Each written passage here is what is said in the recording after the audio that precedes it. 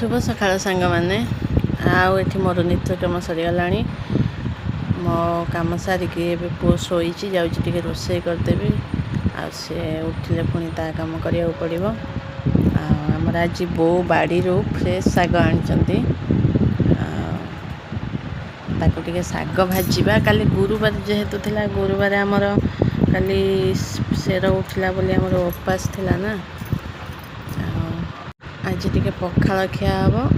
मु पखाल खाइबी आ समस्त रुटी हम बाकी मत एमती आलू सिझेकी पियाज पकईकी भाजी खाइले भल लगे पखाल हाथ में एमती थे ट्राए करके देखिए बहुत भल लगे खायापी मोर ये आलू भजा हो गला शाग भाजी शाग टिके अधा भाजी पियाज आमर बड़ी पकईकी टिके भाजी रायता अधा करी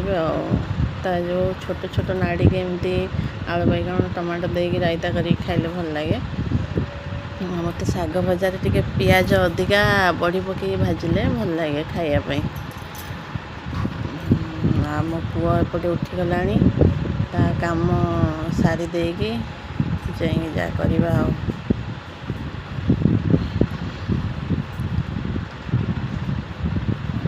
पुओ उठीगला पुओ को ब्रश कर देकी खोई दे सारा पर आसिकी बाबा बाबा ब्रश करवा जीवा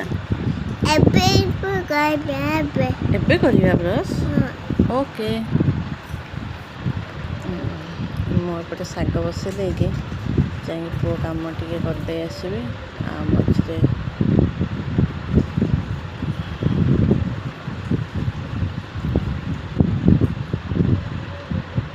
रुटी भी टिके पूरा हम रुटी टिके सेकिदेले समस्ते खाइबे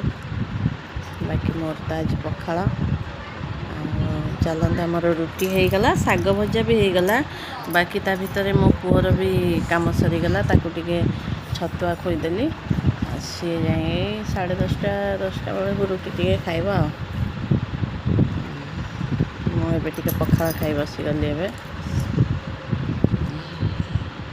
पखाल भात एमती आलू दिने भाजी खातु बहुत ही टेस्टी लगे मो पुओ ये कौच मामा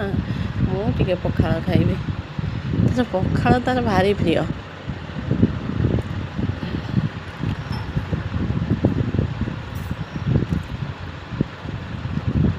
आम वीडियो जदि आपण मानू भल लगी लाइक शेयर सब्सक्राइब करदे रोची धन्यवाद।